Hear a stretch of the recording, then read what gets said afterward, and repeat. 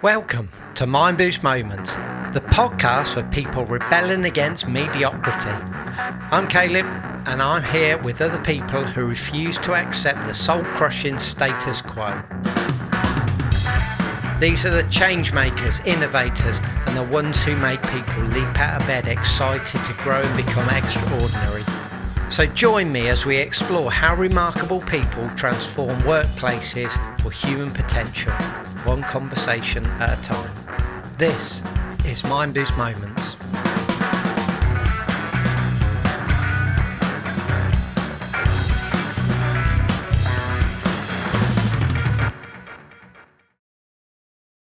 What's new then? What have you been up to? What's new? Well, I've been busy trying to understand a new organisation that I've just moved into, which is quite complex but at the same time very enjoyable to be doing something completely new and different, new landscape, new leadership teams, new colleagues. So it's a great opportunity to be where I am at the moment and doing what I'm doing. And I'm back. I'm in a work environment. I'm in an office.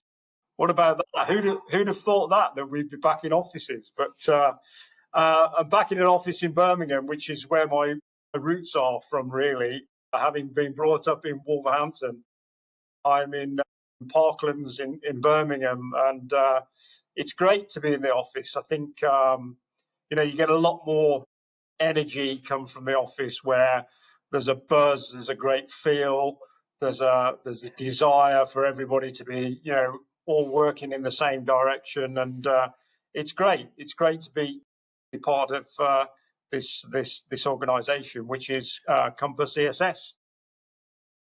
So there's lots going on, and as being in my new role as the managing director for our government sub-segment, there's some real good opportunities that will come along for everybody as we start to grow. And there's a great ambition within our organisation for our government services to grow. And we'll all be part of that successful growth, I'm sure.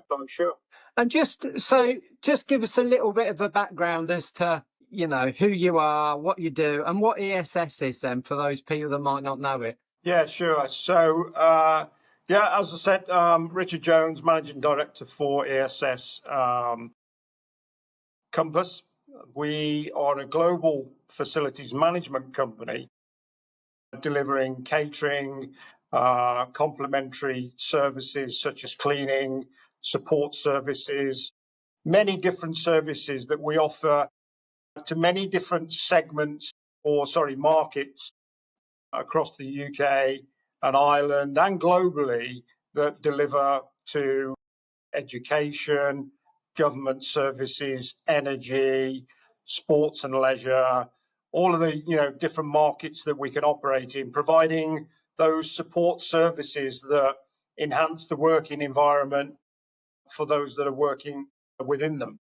And I suppose, for full disclosure, I operated for, almost 18 years in Compass Group. So I know the business. I'm sure it's changed an awful lot since my time there. But I suppose the facilities and the sort of the wrapping of services is to make life easier for the client. So you've got an opportunity to influence how you deliver those services, cross services. Would that be fair to say, or?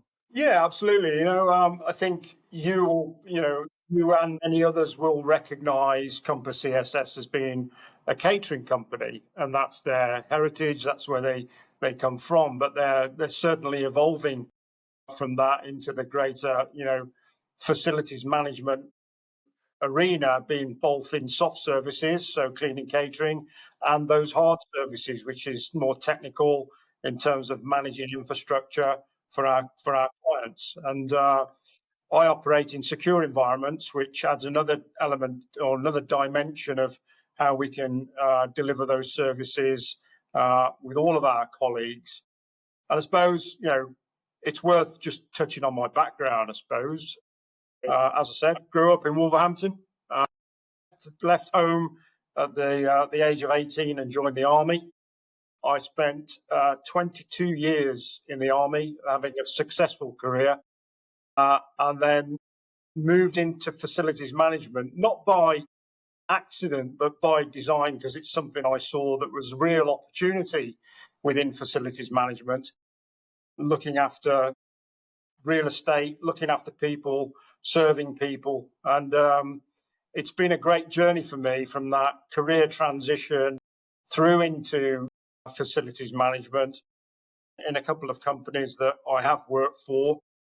And, there's some great opportunities for everybody within this industry, and particularly the veteran community that have lots of, cross skills that they can use within our industry to better those that we serve. So, it's been a great journey for me, both a military successful career and a really successful career within the facilities management arena. And, those opportunities keep coming around, and they'll, hope I'll develop in Compass ESS over the coming years. But it does, we're learning, and I still learn every day. Facilities management and the facilities and the services that we deliver, there's not a single day that is the same for me, the senior leadership team that work with me together to deliver those services across England. And so there are some great challenges that we have to resolve for our clients every day. And that's what gets me and my colleagues out of bed every morning, because there's a great challenge we had. And that's the great element of what makes me buzz, what makes me energized, and every day is a different day. So, it's a great opportunity for everybody. If you feel that you want to be challenged every day of your career, then join in the facilities management arena, because it's a great space to work in. Do you know what I was going to say, though? The more I thought about it, I thought that was actually unique to hospitality and how people need to be really agile. But actually, what we're finding is those businesses that are successful at the minute are being able to flex really quickly and adapt really quickly to what's coming at them. And that's the way of the world, actually. It's not any particular sector. It's most organisations now are having to be really agile and flexible to not only their customers, but their team's needs as well, I guess. And I sort of posted on LinkedIn about this yesterday, actually, to go, it's a real grey area in a mindset to go, I love routine and I love to establish a routine, which keeps me really on track and focused. But is agility more of a mindset then to go, actually, I like a routine so we keep performing and we set our standards, but how do I flex to, in your words, every day's different? How do I flex to that? How do I stay really positive around that? Yeah, it's a good question, actually, and something that our teams reflect on a daily basis. There's always that element of routine that we've got in our daily activity. There's breakfast to be served, there's lunch to be served, there's maybe an evening meal, there's maybe some operational feeding that we need to deliver out in the bazaars. But there's then that odd challenge that will be presented to you that everybody has got to think in a different direction, or think outside the box of resolving a particular issue. And that's where I think that military mindset is great in terms of allowing you to be agile in what you understand and what you do, but also being able to react quickly. And that's not saying that, we should have all military or veterans within our industry, because that would be completely bonkers. But they do bring a skill set that allows us to have that flexibility. And we've got some great teams. I've spent the last 8 weeks or so traveling around the UK, visiting our teams who are doing some exceptional work out there for our clients. And that our teams have that agility to be able to move in a different direction, think outside the box a little bit, and be, be adapted to our clients' needs pretty quickly. And we've demonstrated that over the last few weeks. I can't be specific on what we've been doing, so I apologise for that, Caleb. But as I said, we work in secure environments, so we're adapting on a daily basis to meet the needs of our clients, and we do an exceptional job at that, and the teams are great at doing that. I'd love to just pick at a couple of things there. So it's interesting when you say a military mindset, you in your mind think it's really agile. We respond to anything that's coming at us really quickly. I think anyone outside of a military environment would get the perception to go, well, isn't it all routine and taking orders? Well, you could portray it in being that way, but I don't think it is. The military has changed over years, as you can imagine. And it's a completely different army than it was 30 years ago when I joined. So, we're very much more in that strategic mindset about how we do things, but also having that agility to move in a direction quickly for whatever reason. And I think, if we bring those skill sets into industry, not just facilities management, but out there in the corporate world, we can adapt pretty quickly to situations that are unfolding or need to be resolved pretty quickly. And so that's some of the great stuff that we do. But we've got some great leadership teams that have that capability too, to be able to move in those mindsets and adapt pretty quickly to the service requirements of our clients. How, and again, that's really interesting. So what is it from a leadership point of view? So we keep talking about actually agility is a real superpower in businesses at the minute. And again, my take sometimes is in a large corporate organization, it's difficult to be agile and to move, the old saying is, it's easier to move an oil tanker than it is a large corporate organization. And I know that from my experience sometimes that things take a little time, but then I almost think in a small studio like our own, we use that to our advantage to say we're a small team, we're really agile, really flexible. And back to our original point, I don't know if that's a mindset thing, but I guess what I'd really love to dig into is how do you promote becoming more agile and responsive? And, the phrase, a can-do attitude in Compass was often used quite a lot, but what do you do as a leadership team to try and promote that and elevate that? Yes, it's a great question. And I think it comes from the leadership traits within the leadership teams without being, too corporate about all of that. But actually, I reflect on this and I make no apologies for going back to being a veteran and promoting the veteran in this space. But at the age of 19, I was walking the streets of Northern Ireland with a team of 5 guys, And so from a very early age, that leadership element has been developed over the years to then you become, part of a bigger organization within the military that you've got 100 people or over 150 people that you're leading. And I always say that we lead people, but we manage process. Our colleagues have the ability to be agile because we are promoting the leadership skills and styles that we do have to encourage people to go above and beyond.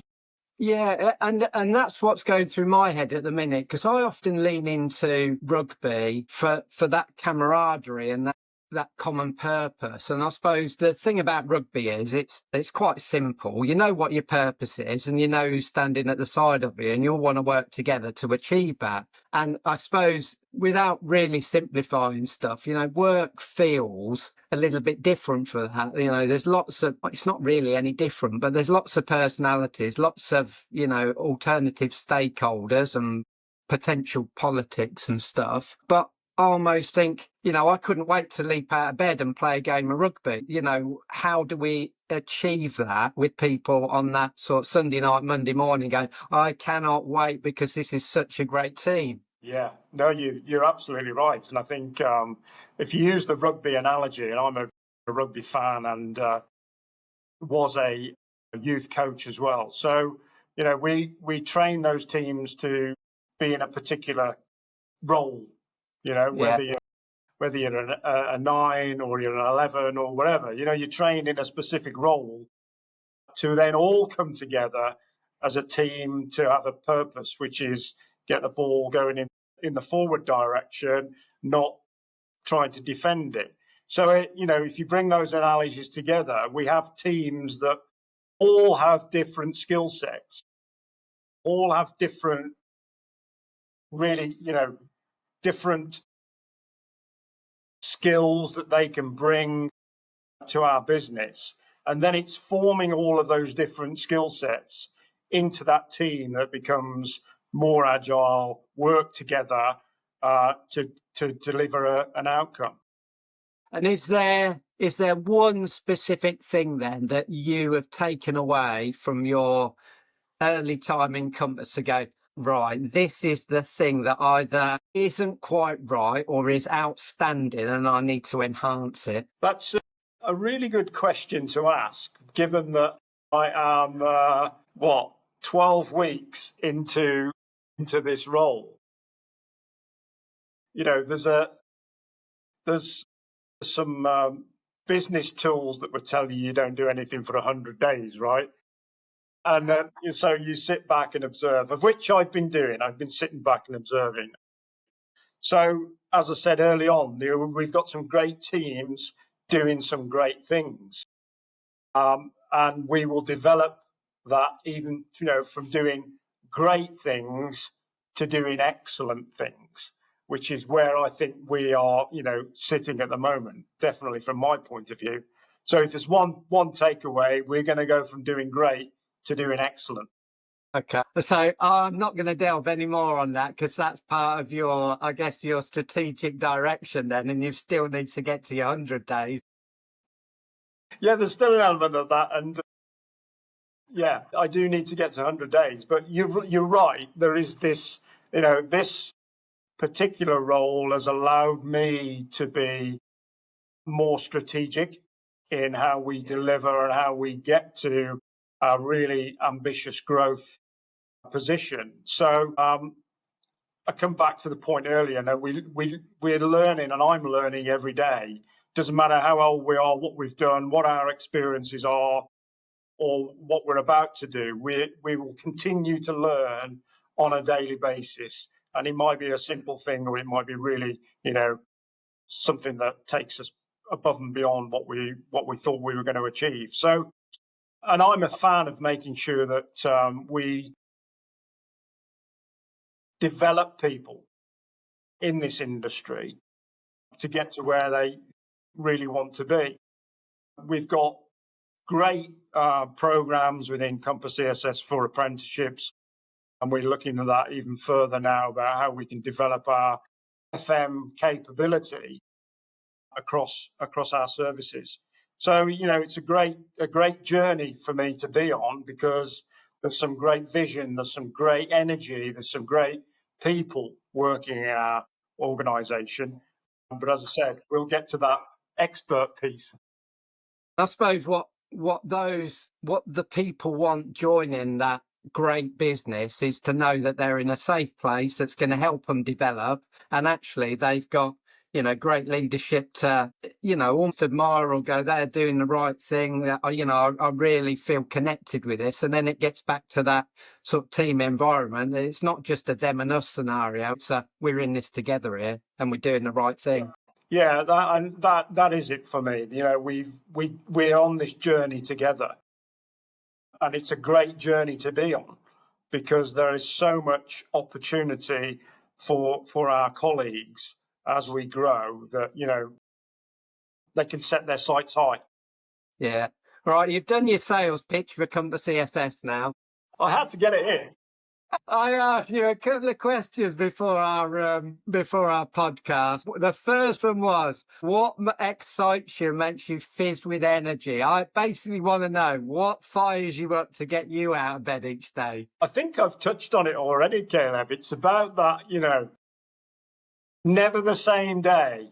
That's got to excite you. You've got to, and it's having that, going back to that agility piece, is how we move and how we operate in those spaces to be agile. How do we think about outside the box? What can we think about that actually will get to us to the position quicker, faster, resolve things, and then we move on to the next challenge. So, that's all about that energy for me. And what I'd be really curious about is what is different in your mind that you approach things and go, well, hey. Yeah, I don't really know what it is for me that, I can put my finger on it. Because if I revert back to those military days, military is process, routine, every day. There's a process for this, there's a process for that. And so maybe it's subconsciously that I've had to go, do you know what? I need something a little bit different from that routine. Yeah. And throw something at me that enables me to think outside in a different direction.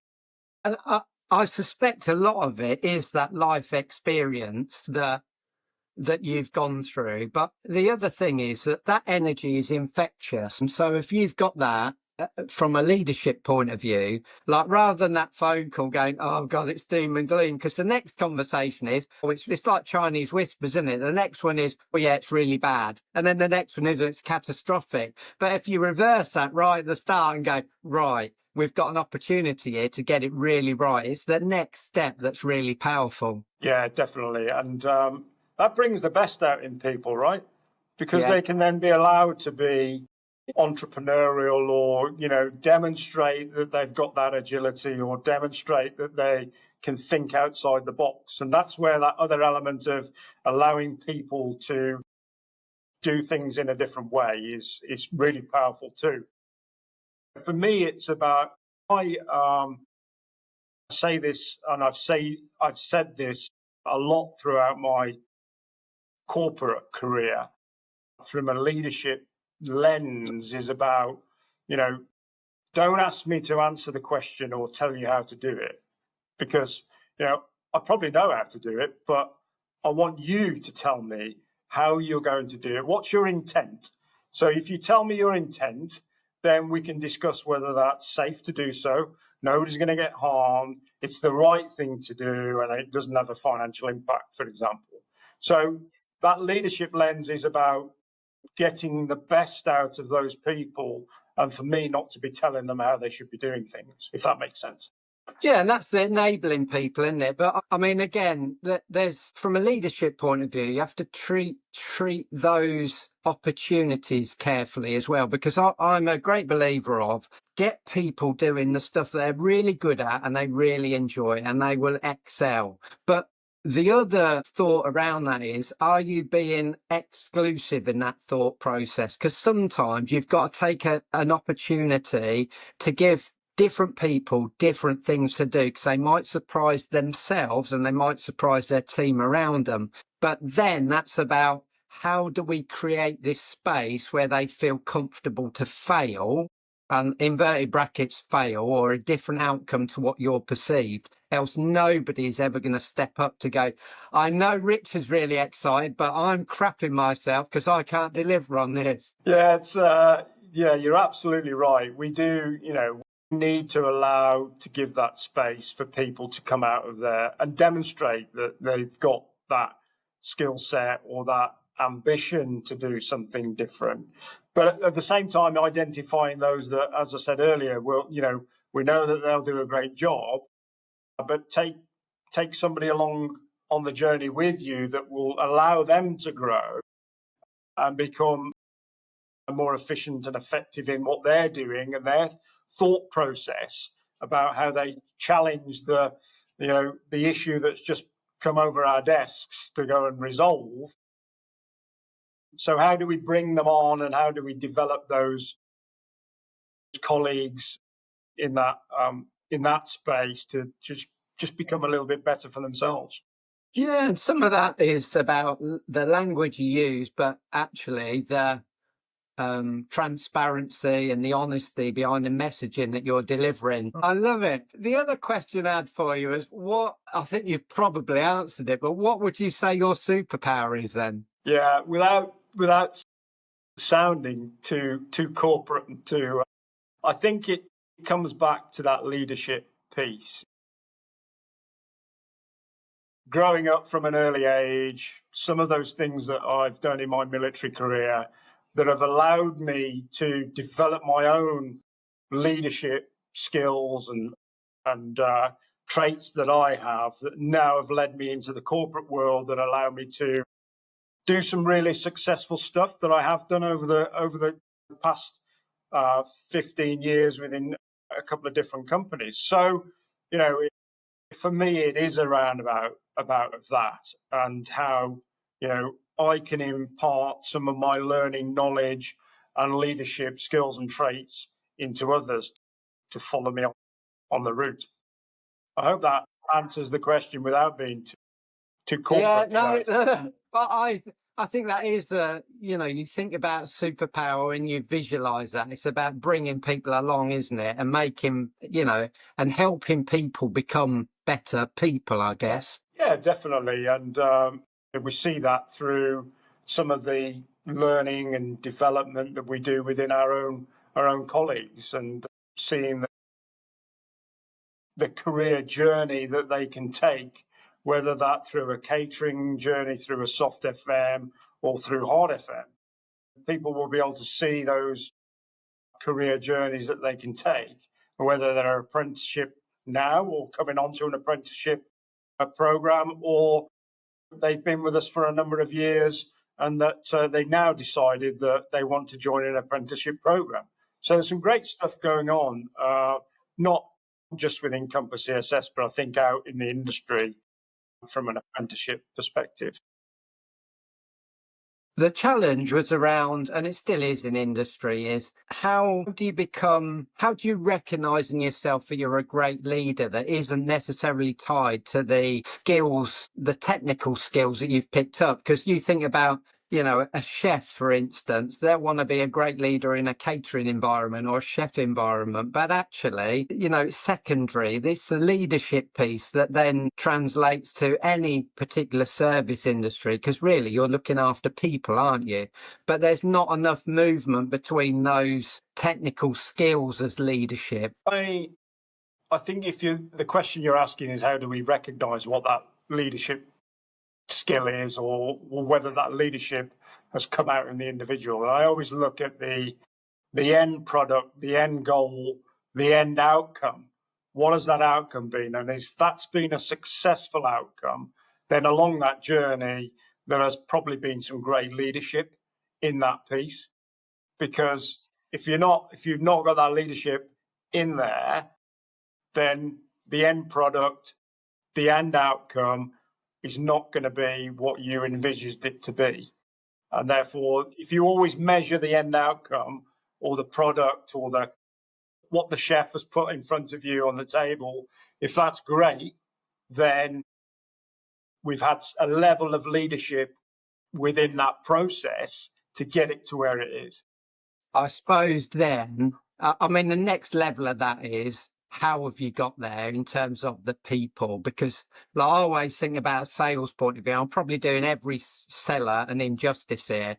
Like, they may smash it on their targets, but they're a complete arsehole in reality. And I suppose, what we really want, well, what most people want is, I want a great outcome as I envisaged it, or a slightly different one that's still great, but the journey has been amazing as well. Yeah, it's I understand your first comments, but look, we got some great people that sell some great products, and we, as operators in that space, have to be part of that journey, not at the end of that journey to then go and deliver it.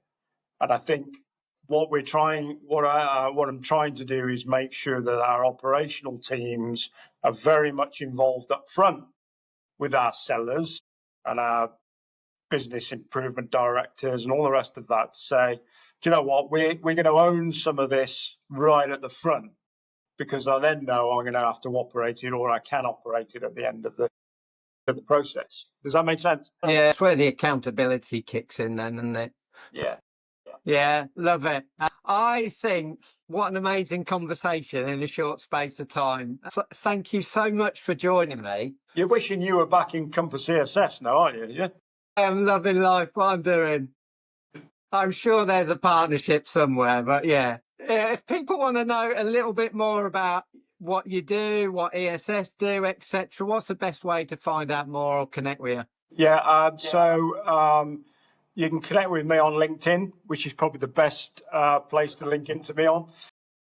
And my contact details are in there, so you can contact me if you want to reach out, want to have a chat. You know, any people out there, particularly our veteran community, that want to or are thinking about coming into this industry, then I'm always open for a chat. I am part of the Institute of Workforce Management Veterans in FM community and part of their committee. So I do sit on their committee. So please reach out to me, come and have a conversation with me.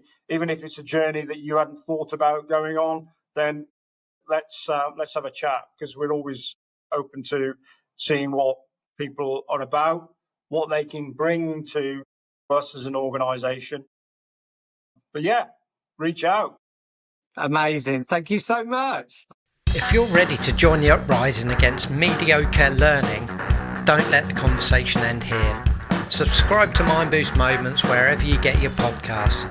And if you're tired of soul-crushing e-learning that puts people to sleep in your business, it's time to experience what happens when digital learning makes people leap out of bed with excitement. Just visit us at mindboostlearning.com.